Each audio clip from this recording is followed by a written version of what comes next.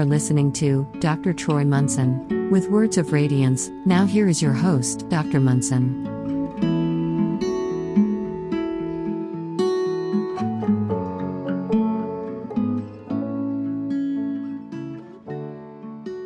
Hello and welcome. I'm Dr. Troy Munson on Words of Radiance.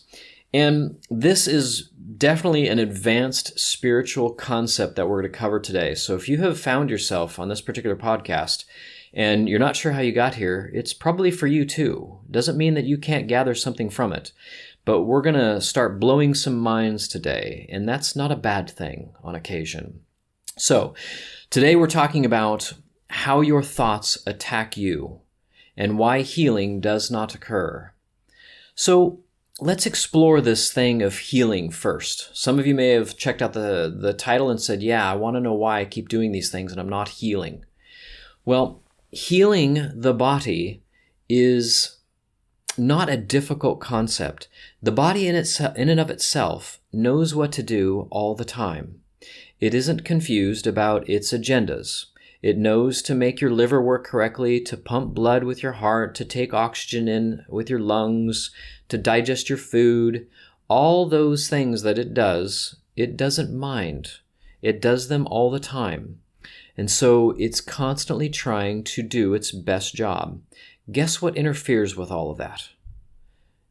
Only your own thinking. And so we have these things like, I'm starving, I need to get food. We have other thoughts like, I'm tired, I need to go to sleep. Or I have to go do so-and-so. Or I need to go do blank.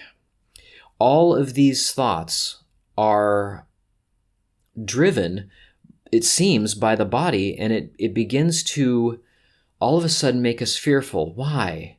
Because we begin to misplace body urges or sensations or quote-unquote needs as mental needs. The body knows what to do all on its own. We don't need to pay it hardly any mind at all.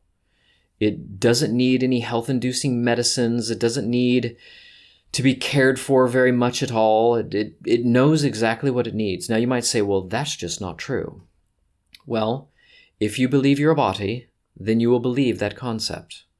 If you realize that you are not this body, and yet the Creator created you as a spirit, as a mental image, one that He will never let go of and keeps forever and ever for eternity, you are literally a thought in the mind of God.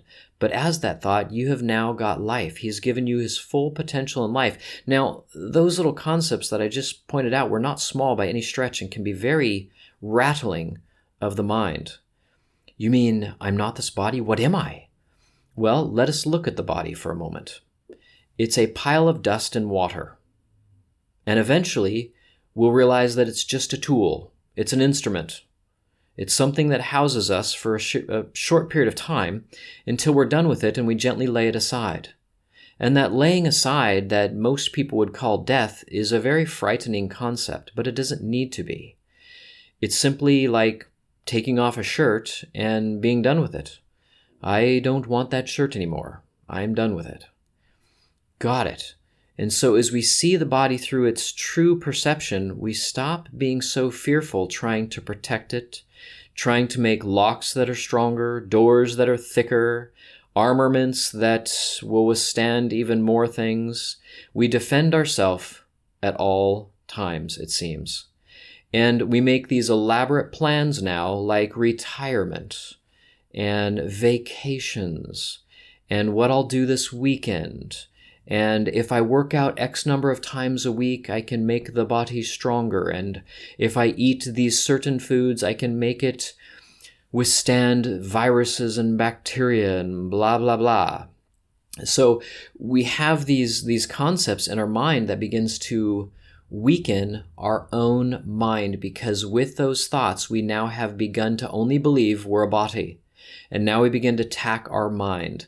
But the mind is eternal. It is forever. It is the mind of Christ that is us.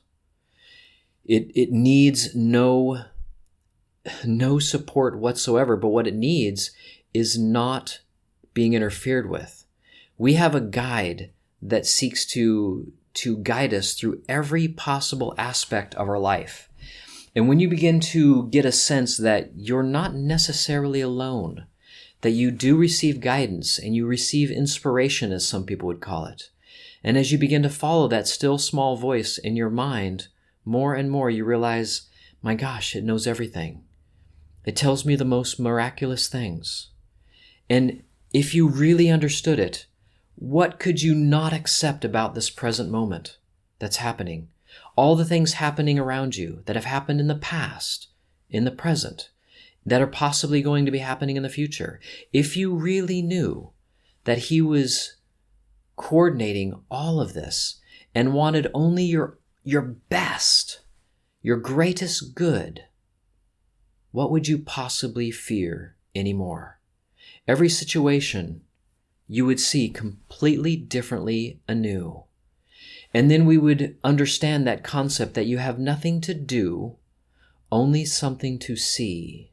And that something to see is that you're the one attacking your mind and making yourself appear weaker, but that it's not true, and that you must see that you are being led, and that your greatest good and the greatest good for all around you are being moved through you at this point. And all of a sudden you begin to relax a bunch and let go of everything you put upon the world that you said that it must do for you. And you begin to let go even further. Now can you bend like a reed and be guided to the most amazing things and not feel punished and not judge and not condemn. And now you soften your hold on the entire world, and now can you really be used to wield some serious miracles around you for people that are afraid, that don't know what they're doing, that don't get what these few words have said to you that maybe you grasped upon and have fully embraced them. It's now for you, again, to leave that trail of light for those behind you and to guide those that are around you.